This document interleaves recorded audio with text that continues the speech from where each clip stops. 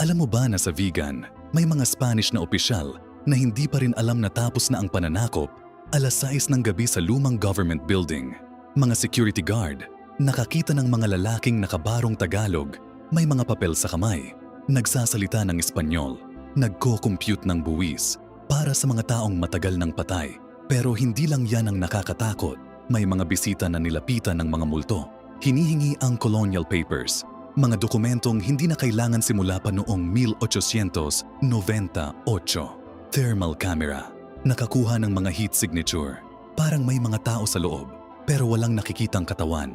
At ang pinaka nakakagulat, may mga tao ngayon na biglang nababawasan ang pera sa bangko. Walang explanation, walang transaction. Parang binabayaran nila ang buwis sa mga Espanyol na dapat ay wala na. Kaya kapag pumunta ka sa Vigan, huwag kang magpapagabi sa government building. Baka ikaw naman ang susunod na magbabayad ng colonial tax sa mga patay na dapat ay naging abuna.